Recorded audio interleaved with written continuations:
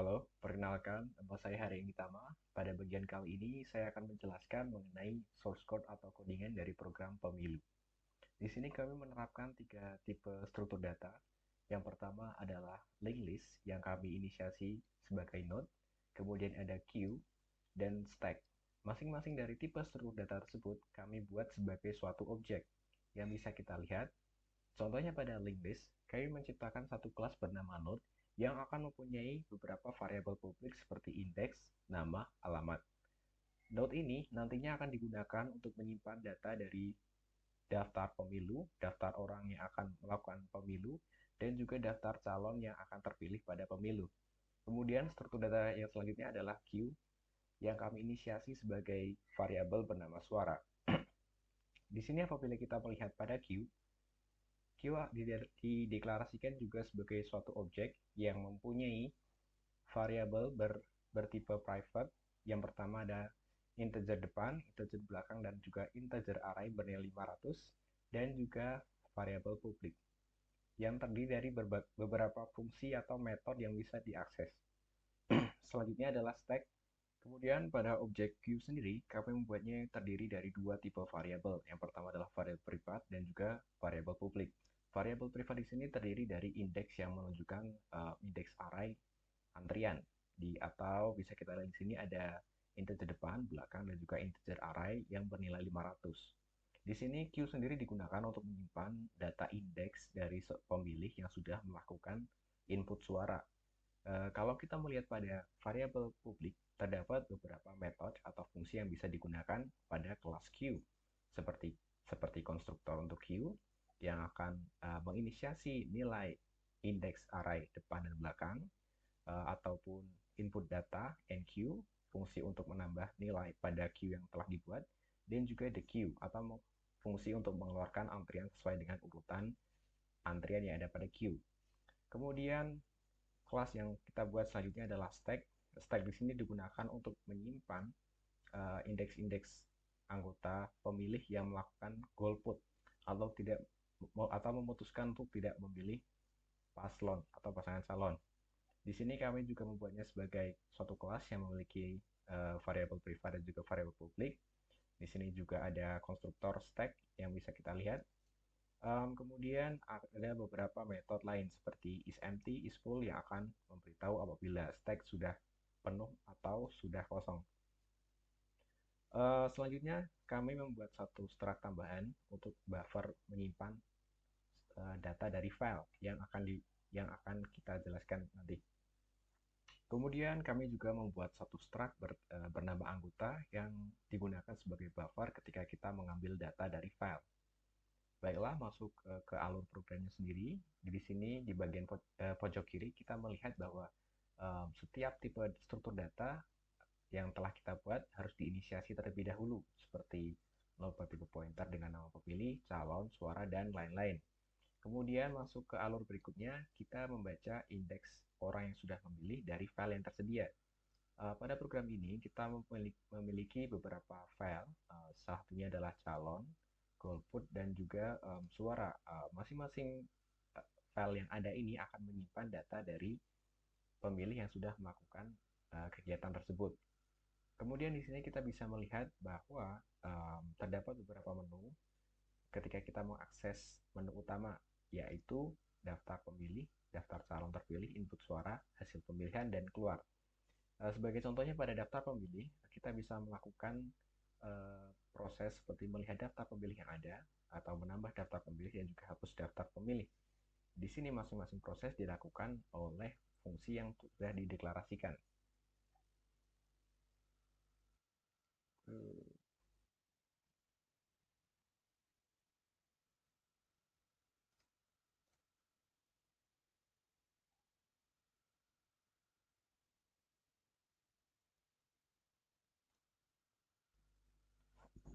Sebagai contoh, pada saat kita melakukan pilihan untuk menambah daftar pemilih, kita akan diarahkan menuju suatu fungsi bernama input anggota. Di sini input anggota akan menerima tiga parameter, yaitu satu parameter linked list berupa pointer, kemudian parameter indeks dari pemilih, dan juga status dari pemilih yang akan dimasukkan ke anggota. Jadi di sini kita akan mengeluarkan satu output di mana pengguna harus mengisi masing-masing variabel yang sudah disediakan seperti nama, alamat, dan juga nomor KTP. Kemudian kita akan melakukan proses sisi belakang pada node. Yang dimaksud sisi belakang di sini adalah kita akan menambahkan data link list dari pemilih yang baru saja ditambahkan kepada list yang sudah ada sebelumnya. Apabila input berhasil, maka program akan mengeluarkan output berupa input berhasil, dan begitu juga sebaliknya. Apabila gagal, program akan mengeluarkan input gagal.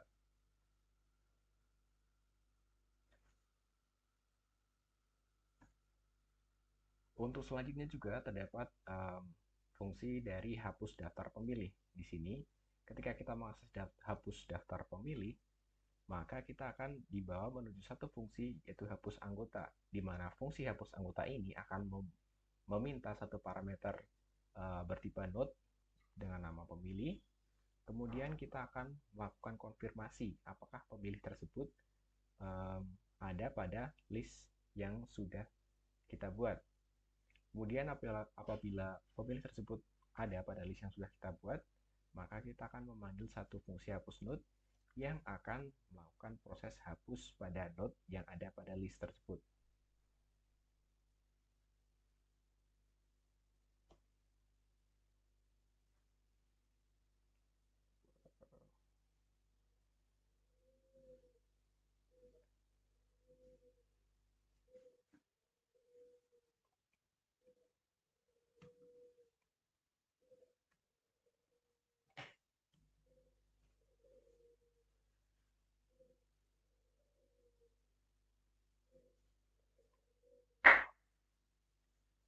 Masuk ke menu dari input suara atau menu utama dari program ini, ketika kita menginputkan suara dari anggota yang ada, kita akan dibawa menuju satu fungsi yang bernama fungsi input suara.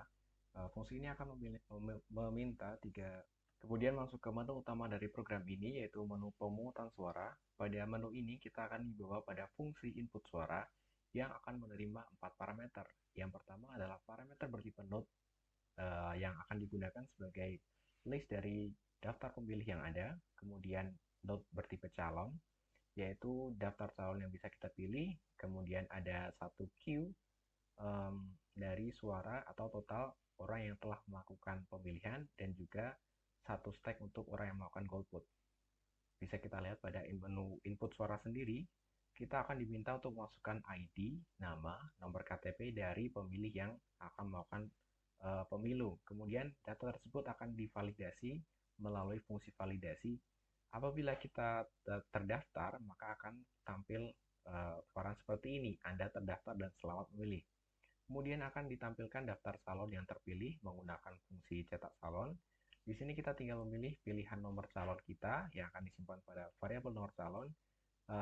Setelah itu, apabila kita telah yakin terhadap pilihan kita, maka kita akan dimasukkan kepada daftar pemilih tetap atau daftar orang yang telah melakukan pemilihan sendiri. Yang bisa kita lihat di sini bahwa kita melakukan fungsi enqueue pada antrian. Kemudian kita akan disimpan datanya melalui fungsi simpan file, dan apabila kita melakukan atau memilih golput, maka kita akan dimasukkan kepada stack yang telah dideklarasikan sebelumnya sebagai stack daftar orang-orang yang melakukan golput. Kemudian kita juga akan disimpan datanya pada file golput sendiri. Selain itu, setelah kita melakukan proses input, maka data dari indeks pemilih tersebut akan dimasukkan atau akan ditambahkan pada node pemilih. Lalu setelah data kita tersimpan, maka data pilihan kita akan dimasukkan pada node di belakang node calon yang telah dideklarasikan sebelumnya. Jadi data kita akan tersimpan sebagai node pada list calon, sehingga ketika kita mengakses list calon, di situ juga terdapat anggota-anggota atau pemilih yang juga memilih calon nomor pasangan tersebut. Mungkin begitu penjelasan dari saya. Sekian dan terima kasih. Perkenalkan, nama saya Yohanes Ageng Indra Samudra Putra, NIM 123190075. Di sini saya akan menjelaskan tentang demo aplikasi dari program yang telah kami buat yang berjudul Pemilu. Untuk listing programnya telah dijelaskan oleh Saudara Arya sebelumnya. Langsung saja kita menuju ke programnya. Di menu tampilan awal terdapat 5 menu utama, yaitu daftar pemilih, calon terpilih, input suara, hasil pemilihan, dan juga yang terakhir adalah menu untuk keluar dari program. Kita coba langsung ke menu yang pertama. Di menu pertama yaitu daftar pemilih terdapat 4 submenu seperti lihat daftar pemilih, tambah daftar pemilih, hapus daftar pemilih, dan untuk menu kembali ke tampilan awal. Kita coba yang pertama submenunya yaitu lihat daftar pemilih. Di submenu ini kita dapat melihat data yang telah diinputkan seperti ID, nama, alamat, nomor KTP dari daftar pemilih. Untuk masuk menu kedua yaitu untuk menambah daftar pemilih. Kita coba namanya Yohanes, alamat Candi Gebang, nomor KTP-nya 10. Nah, maka akan muncul tulisan input berhasil jika data berhasil diinput. Nah, yang terakhir adalah submenu untuk hapus daftar pemilih. Tinggal masukkan saja ID-nya jika ID nomor 2. Jika ketemu atau terdapat datanya akan muncul inputan yang sebelumnya telah diinputkan seperti ID, nama, alamat, nomor KTP. Di sini dicocokkan ID-nya, yaitu jika ID-nya 2 maka data yang dengan ID 2 akan dipilih. Kita coba tidak terlebih dahulu. Nah, lalu kembali ke menu utama. Di submenu kedua ya daftar calon terpilih hampir sama dengan submenu yang pertama. Bedanya di sini untuk calon terpilih. Seperti submenu pertama Suhartanto, terus tambah misal alamat. Nah, maka akan berhasil diinputkan sama seperti yang pertama tadi. Apakah yang menghapus dengan memasukkan ID-nya yang sama, dicari apakah 2 itu ada. Jika ada maka akan muncul data yang telah diinputkan. Kita coba tidak terlebih dahulu. Lalu selanjutnya kita masukkan dulu ID-nya. Terus misal nama tadi Yohanes, nomor KTP-nya 10. Nah, jika ID-nya ini cocok, ID, nama, dan nomor KTP ini cocok dengan data yang telah diinputkan, maka akan muncul tulisan Anda terdaftar dan selamat memilih. Nah, jika keluar tulisan ini, maka Anda bisa mendaftar dan lanjut ke program selanjutnya, yaitu menginputkan suara.